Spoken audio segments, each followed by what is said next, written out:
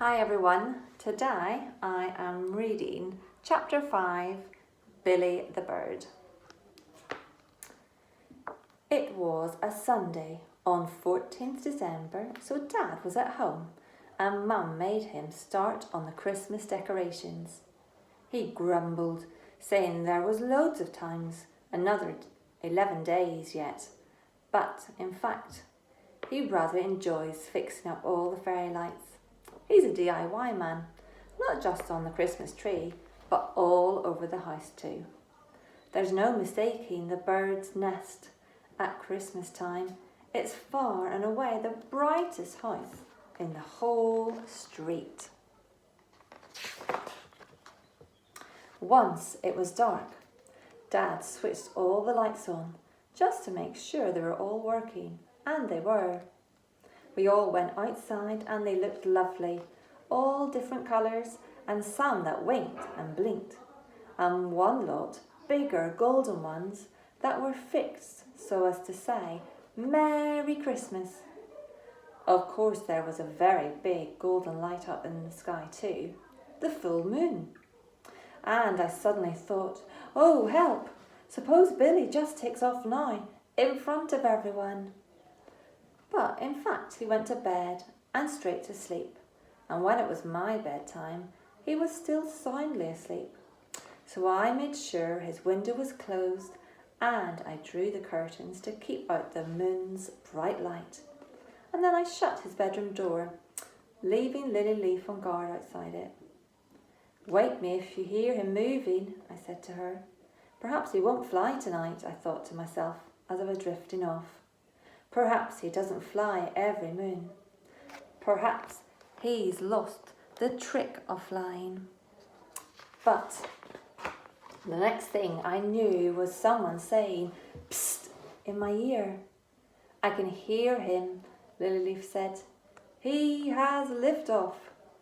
We found Billy doing warm-up circuits of the room. Quietly, Billy, I whispered to him. We don't want to wake up Mum and Dad. And then I put some warm clothes on him over his pyjamas. It was December after all. And went to open the window.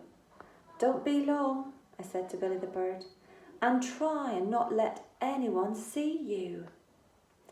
We sat waiting by the window. I was yawning like mad, longing to go back to sleep, but Lilyleaf, being a creature of the night, was wide awake, and just as I was dozing off, she went, Psst, in my ear again. Here he comes, she said, and he sailed, and in sailed my little brother. Good flight, I said. Mega, said Billy. Anyone see you? No, but I saw someone. Who? A burglar. How'd you know it was a burglar? I asked. Well, said Billy, he was climbing up one side of those old houses in Quiet Street. I landed on the roof of a house opposite and watched. Climbing up a ladder, you mean? No, he was climbing up the ivy on the wall, and when he got to an upstairs window, he opened it with something and slipped inside. A cat burglar, Lilyleaf said. Oh no, I said. Oh, Lilyleaf, just suppose he breaks into our house and steals you. No, she said. A cat burglar is someone who is very nimble and agile and stealthy and clever and good at climbing up things, just like a cat. I wonder if it'll be in the evening newspaper. I thought next day, and later I sneaked a look at Dad's copy while he was watching the telly, and it was. Yet another daring robbery. The latest in what is now a long line of burglaries occurred in the early hours of this morning. An intruder broke in through an upper window of 22 Quiet Street and stole a quantity of jewellery without disturbing the members of the household.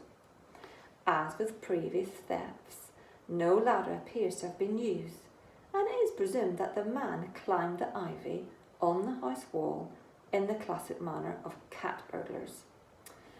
Only then did it strike me that our house walls are covered in ivy.